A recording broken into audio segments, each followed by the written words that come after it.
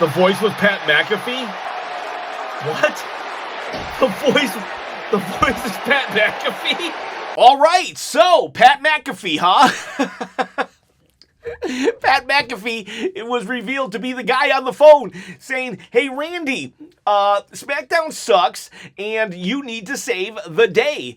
Hey, Randy, SmackDown ratings are in the toilet. You need to save the day. Hey, Randy, WrestleMania tickets aren't sold out yet. You need to remember that you're part of a royal dynasty as well in wrestling.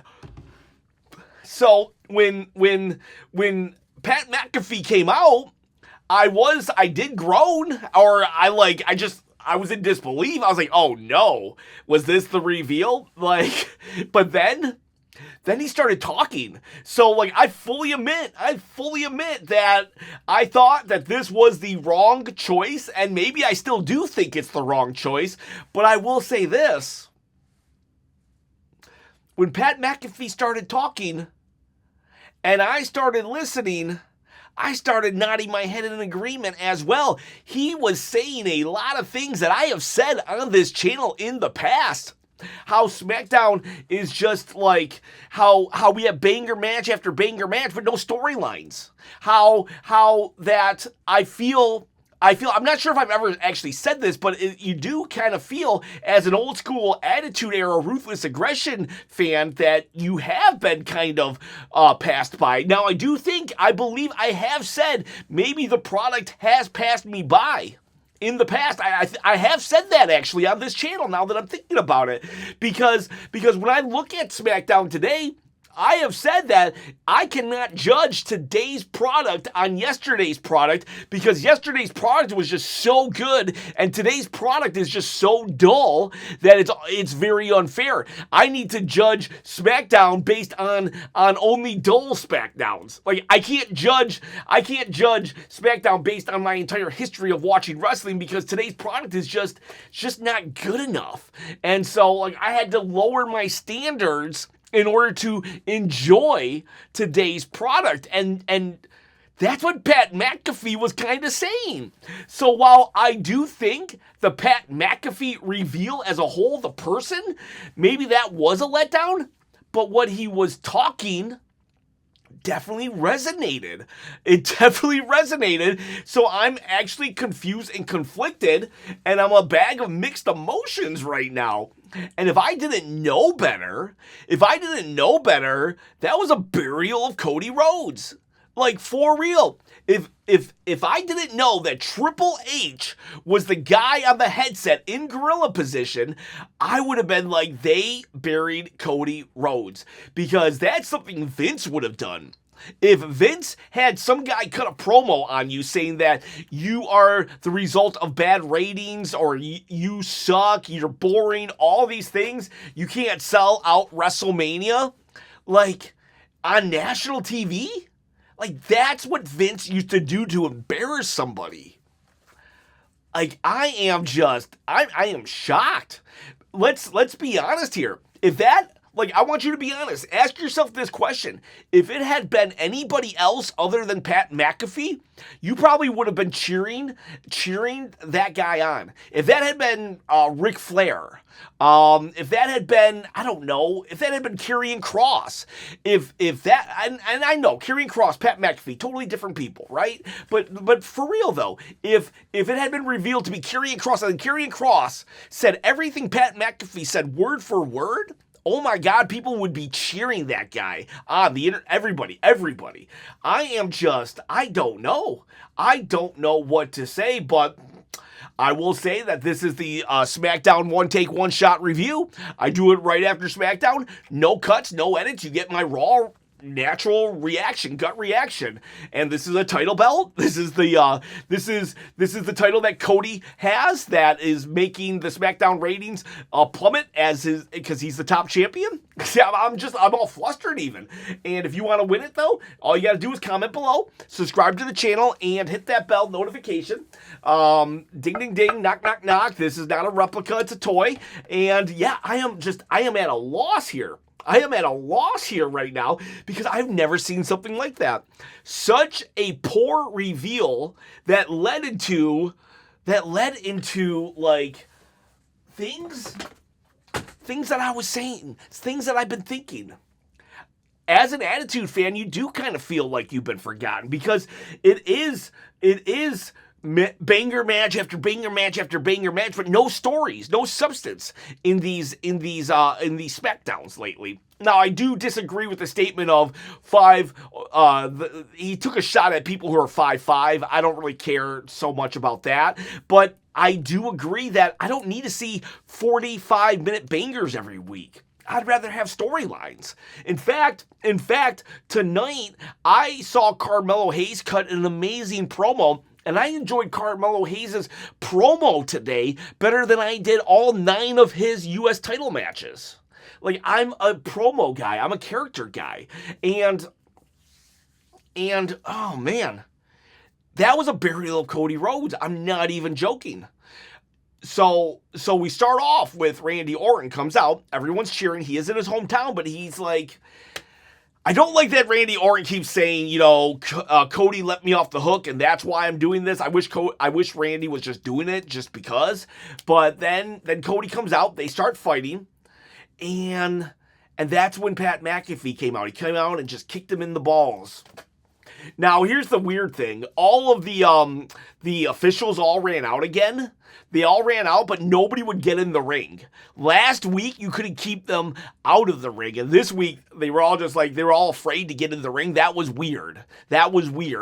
But yeah, then Pat McAfee said, the ratings suck. The road to WrestleMania sucks. We haven't sold out tickets. The Attitude Era fan has been left behind. What happened to the days of if you smell what The Rock is cooking? What? Please don't bring that back. I'm just like, I'm perplexed. Because I agree with him, but I did groan. So is this going to be like a Danhausen situation where, yeah, it's a letdown? The first appearance is a letdown, but then it's like we just fall in love? We just fall in love with this? Because if Pat McAfee keeps saying these things, like, I agreed with them. I actually agreed with Pat McAfee, and I'm scratching my head here. This shows that Triple H absolutely is listening to the internet, absolutely listening to the internet. There's no way that the things that Pat was saying, like that Triple H would know any of that unless he was actively involved in the IWC internet wrestling community. And here's the thing, the fact that Pat McAfee said those things, like there's a chance he went off script. Pat McAfee has been known to get a little overexcited and just go into business for himself, and not in a selfish way, but he just goes, right? But here's the thing, Pat McAfee is untouchable. He's untouchable pretty much in WWE. Like, I think, I forget who said it. Like, there have been multiple people who said that he's just allowed to say whatever he wants because he's such a big deal in the ESPN podcast sphere. I think it's ESPN, but like he's just a big deal. So like anything Pat said, they just have to go with it, which is kind of cool if you think about it. And Pat, whether you love or hate the guy in commentary, he is a fan. He is a fan from my era. This is uncharted territory, which honestly is kind of interesting. It's kind of interesting. And I'm probably, like, I don't know what other YouTubers are going to be saying about this, but I'm not told. I'm wait and see. I'm a wait and see right now. I am a wait and see. I don't necessarily hate this. Wrong messenger, right message.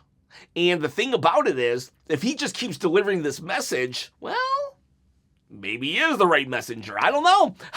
Crazy. Oh my gosh, this is insane. I don't know what to think. And then Cody will come out later. He'll be super mad and he'll attack Kit Wilson because he's so toxic. And he'll say stuff like, he said something like, the reveal of Pat McAfee would be akin to the NWO, Scott Hall, Kevin Nash revealing that it was Disco Inferno and not Hulk Hogan. Come on, give me a break. The voice, no matter who that voice was, that voice could have been The Rock. That voice could have been Stone Cold Steve Austin, and it still wouldn't have been as big of a deal as the NWO reveal of Hulk Hogan. So that's an unfair comparison. But he said he would be like Disco Inferno. He actually hates Disco Inferno, or they have online heat. There was a tweet one time where Cody just completely trashed Disco Inferno, saying he wasn't relevant and everything. I don't care what anyone says. I like Disco Inferno. I like the Disco Inferno. So and him and Conan, Keeping It 100, have a really good podcast as well. But yeah, so and then Cody even said, I don't know. I hear everything. You want me to dye my hair brown? He says, I hear everything. Again, referencing the internet, which is just insane. Insane that they're going this route. And he's like, but I don't know if I can be that bad guy anymore because I have 2 kids. I have my dream job. And I was like, oh, Cody, you're sounding lame again, dude. It's like Cody just like, maybe he doesn't know how to be cool anymore. Like, I keep saying like, oh, I know Cody has it in him. Maybe he doesn't. Maybe Cody was telling the truth right now and he doesn't have it in him. Maybe he really did forget how to be cool because like he gets there, right? Like on Monday, I got 2 words for you, Stephanie. Thank you. Then he goes tonight. I hear how you want me to be, but I don't know if I can be anymore. I only know how to be lame. Oh yeah, it's like 11 o'clock, 10 o'clock. I still drink Red Bull. Caffeine doesn't affect me anymore. And then Cody just kind of left. He just kind of left. So please God, don't turn this main event into Cody and Jelly Roll versus Pat McAfee and Randy Orton. Winner wins the title, and Jelly Roll pins Pat McAfee, and he wins the title. That's some Vince Russo stuff. And he did kind of remind me of Vince Russo tonight, Pat McAfee. Again, like, very much a letdown when I saw Pat McAfee, but then when he started speaking, it was like, it piqued my interest. Let's just go over the rest. It was pretty much all revolved around that. Pat McAfee, Randy Orton, Cody Rhodes, and Sami Zayn, Trick Williams, and Carmelo Hayes. And let me tell you something, Trick Williams totally carried these the middle segment and the main event segment. The guy's money. And he can be saving the business. And we got Solo Sikoa and Tama Tonga. They're having a fallout, and Solo says, Tama, you're gonna go. Tama wants to get rid of the lantern. He's like, you go then and face Uncle Howdy. Uncle Howdy beats Tama Tonga because Solo came out to help. He got distracted and he beat him. And then Tama is yelling at Solo, and Solo's like yelling back at him. Tama grabs the lantern and puts it on the ring apron and gives it back to Uncle Howdy. So Uncle Howdy, I just don't get this feud at all. Right now, nobody looks good at this situation. Uncle Howdy, he wins because he has the lantern back, right? But he had to be given it to him. Someone had to give it to him, and he kind of ran away, and he waited for it to just be placed on the ring rope, and then he came back, snuck it, and just hugged it. Tama Tonga looks bad because, well, he got pinned, and Solo looks bad because his subordinate took it from him and acted on his own, and then Solo didn't do anything about it. And the worst part about this, though, is I think the feud is continuing. Because Thomas said later, you had to give him back that lantern because it's only been causing us trouble, and now we can get back to what we were doing, trying to get championships. And then Solo was like, fine. First we beat the Wyatts, though. End this feud. At one point, Joe Test was saying, way back in January, they got the lantern. This thing's been going on since September. Like, holy cow. This, end this feud. Please end this feud. But yeah, so right now, I just don't know about that. Bayley and Alexa, they fought Charlotte and them. I'll be honest with you, I can't even remember. This was such a non-match to me. Who won? I can't even think about it right now. I'm just still focused on everything that Triple H just gave Pat McAfee a blank check to air out the grievances of the internet. I thought Triple H only cared about the butts in the seats. Speaking of butts in the seat, the butts in the seats were literally calling Sammy Hogan tonight. Like, we're in Bizarro world right now. But yeah, Charlotte, we'll get back to that. Charlotte and Alexa, they fought Bayley and Lyra, and then eventually Lash Legend and Nia came out. So basically the same thing that's been happening. A combination of the teams, they fight each other, and then they get beat up at the end. We have Damian Priest and Miz defended against Kit Wilson, and the Damian Priest and R-Truth defended against Kit Wilson and the Miz. This was kind of an entertaining segment, actually. So Danhausen says, I'll uncurse you. And Miz is like, no, I'm not going to uncurse you. And R-Truth took the match because he knew they were cursed by Asuka, he believes. Damian Priest was like, Asuka's on Raw, but whatever. And so they get into the match. And at some point in the match, Danhausen comes out. And Wade Barrett had a funny line. He said he was like a... I forget what he said, but he compared his walk to Obafemi's walk, and then he got on the ring for a hot tag. Miz wouldn't do the hot tag. Miz should have done the hot tag. That would have popped the crowd. But Truth will do the hot tag, which then will cause Miz and Danhausen. He almost gets him into a skull crushing finale. Lights go out before he went for a curse, but Miz grabbed the ref, put him in front. The ref got cursed. That plays into the finish because later, 1, 2, and then the ref's shoulder goes out as Miz was going to pin R-Truth. And so then that allows then Damian Priest to come in and pin the Miz because the ref used his other arm. I wish they would have, I hope they put the guy's arm in a sling now and they have a medical update on him and it's like he blew out his shoulder or something, because they gotta sell this. They gotta sell the curse as it's not real but just a bunch of coincidences. But then, and that's when Cody Rhodes comes out and he gives Kit Wilson a crossroads, and then he speaks how he forgot how to be a bad guy. Rhea Ripley and Meacham, they had a match. Jade and B-Fab, they eventually come in and attack after Rhea won, and then Io Sky comes out, and then we proceed to have an interview where they're hugging each other once more. It's just, I don't know. It's just weird that they hug each other so much. I don't think Lita and Edge hugged each other that much in the rated R segment. But kids, don't Google that. But then what else happened? It was very much just built around those two things, but honestly, it was okay. I really liked the two things that happened today, because the other one was Sami Zayn is going to come out and he's like, thank you, Nick. I hear I got some pyro. And I'm gonna let me go out there right now. And as Sami's backstage waiting to go outside, out to the ring, Trick Williams' music hits. And Trick goes out and he starts talking game. He has Little Yachty with him. I'll be honest, I don't know who Little Yachty is. I assume he's like a musician.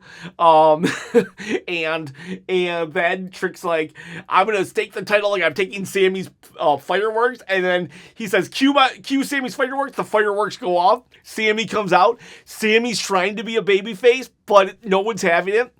Trick Williams and Yachty, they were actually a good duo. They were just saying gingerbread man, ginger this, ginger that, ginger snap. They were really funny together. And Sammy's trying to be like all blue collar, but it's just not working. And then Carmelo Hayes comes out and is like, Sammy, you took advantage. And Sammy's like, yeah. Sammy just was talking. And Carmelo Hayes is just like kind of dozing off in the corner. And Carmelo Hayes, though, is like cut a really good babyface promo, and he's like, give me my match right now. The fans want to see it. They want Mello. The fans start chanting Mello. I can't remember if it happened here or later, but they did start chanting Sammy Hogan. So the butts in the seats even now are starting to just turn. The butts in the seats are starting to agree with the internet community. And that's what people got to realize. The internet community is like, yeah, they're a very vocal minority, but the thing is, their voice is usually 6 months to 1 year ahead of the seats, the butts in the seats. So you can't just dismiss the internet community. If Triple H was smart, he would use the IWC as a litmus test. I'm not saying do whatever they say, because sometimes we do go a little overboard, not gonna lie, but like should use that as like a canary in the mine to know what's good, what's not. Don't like just give full control to the IWC, because, you know, we are a bunch of lunatics, myself included, but we shouldn't be dismissed either and insulted all the time like Triple H was doing. And because now Sammy Hogan chants have started. I heard it in the arena. Sami says, okay, I'll give you a rematch tonight, Carmelo Hayes, and I'll give you a rematch tonight, and then we'll see who wins. And then Trick is like, man, you could have saved us 5 minutes if you would have just said this earlier. That was hilarious. Because Trick was like, what are you gonna do, Sami? You afraid of him? Like, you're only a champion because of me. So Trick talked Sami into it, and Sami just looked bad in this whole thing. So then they have a match, Sami and Carmelo at the end of the night, and it's a decent match. I'm actually very, very invested in it, because unlike Carmelo Hayes' 9 other matches, this one had a lot of story involved into it, because Carmelo again cut a really good promo. Is it going to be Sami and Trick? Trick comes out. Is Trick going to get involved? Unfortunately, he didn't. But the finish happens when Carmelo tweaked his leg mid-match, and so that's the story of the match.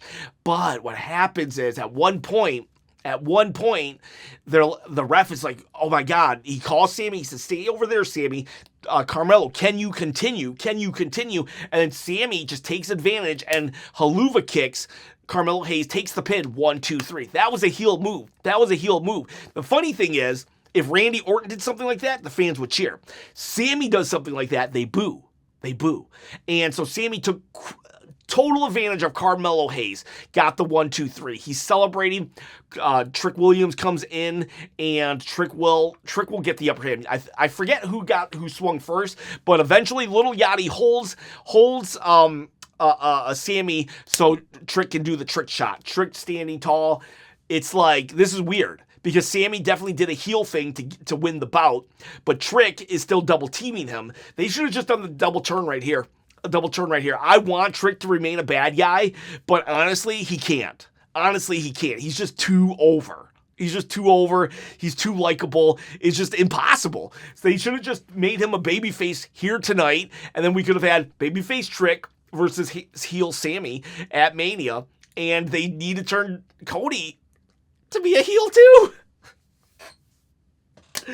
This is insane. This road to WrestleMania is weird. It's weird. I don't know. I just don't know. What do you think, boys and girls? You let me know. I'm going to give this, you know what? Because I'm like, oh, people are going to hate me. I'm going to give it an 8. You know why? Because at least I'm talking about it. Sometimes apathy is the worst thing for wrestling. Like the women's tag match. I can't remember who won that match. That's the worst thing you can have. The fact that I can't remember the details of that. But the rest of I remember Pat McAfee. Whether I loved it or hate it, I'm thinking about it. I'm going to talk about it. It's going to be the thumbnail of this video. I'm giving this a SmackDown an 8. I'm giving it an 8. Sorry. 1, 2, 3, 4, 5, 6, 7, 8. Because I don't know. Maybe in hindsight, I'll regret it. You know, I thought the John Cena heel turn, when he first did the heel turn, I thought that was amazing and awesome. But now when I look back, I think it was stupid and sucked. Maybe that'll be for this. When I saw Pat McAfee be the heel, at first I thought it was stupid and sucked, but then he started talking. I thought it was like, okay, hang on. He's speaking my language, and now I'm interested to see what happens next. So we shall see. Maybe tomorrow I will wish I had done a 7. But right now I'm giving it an 8. Yeah. Do I like Pat McAfee? See you, bye.